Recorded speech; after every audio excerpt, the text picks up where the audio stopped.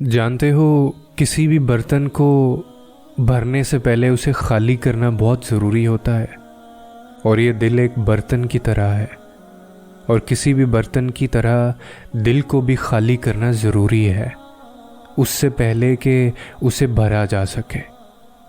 اگر دل دوسری چیزوں سے خالی نہ ہوگا تو اس کو اللہ سبحانہ تعالیٰ سے بھرنے کی کوشش نہیں کی جا سکتی۔ دل خالی کرنے کا مطلب یہ نہیں ہے کہ محبت نہ کی جائے، اس کے برعکس جو سچی محبت خدا کا مقصود ہے اسی وقت خالص ترین ہوتی ہے جب اس کی بنیاد جھوٹی وابستگیوں پر نہ رکھی جائے۔ پہلے دل کو خالی کرنے کا عمل کلمہ شہادت کے پہلے نصف حصے میں دیکھا جا سکتا ہے۔ اگر آپ نے کبھی غور کیا ہے تو ایمان کے اعلان کا آغاز ہی اہم نفی سے ہے، خالی کرنے کے ایک نہایت اہم عمل سے ہوتا ہے۔ حقیقی توحید تک پہنچنے سے پہلے، اللہ پر ایمان کا اظہار کرنے سے پہلے ہمیں یہ اعلان کرنا پڑتا ہے کہ کوئی معبود نہیں۔ اسی لیے یہ جاننا بہت ضروری ہے اور اہم ہے کہ معبود محض کوئی ایسی ہستی نہیں جس کی ہم عبادت کرتے ہیں۔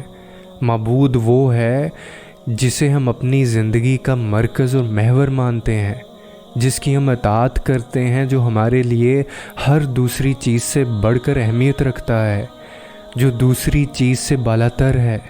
اور معبود وہ ہے جس کے لیے ہم زندہ رہتے ہیں اور جس کے بغیر ہم زندہ نہیں رہ سکتے۔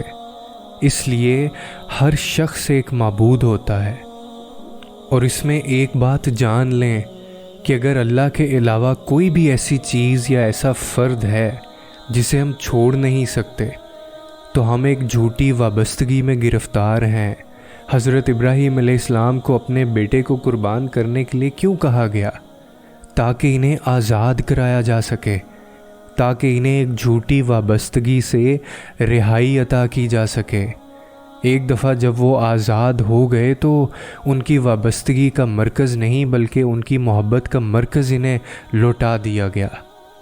جانتے ہو جب تک ہم ان جھوٹی وابستگیوں سے نجات حاصل نہیں کرتے، دل کا برتن خالی نہیں کر سکتے، اور اگر ہم برتن خالی نہیں کرتے تو اسے حقیقی معنوں میں اللہ کے ساتھ نہیں بھر سکتے۔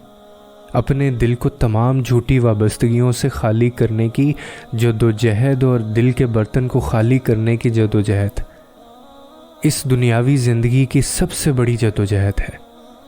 یہ ایسی جدوجہد ہے جو توحید کا جوہر ہے، اور آپ دیکھیں گے کہ اگر گہرائی میں اتر کر جائزہ لیا جائے تو اسلام کے 5 ارکان بنیادی طور پر وابستگی ختم کرنے کے بارے میں ہی ہیں اور اسی کے اسباب پیدا کرتے ہیں۔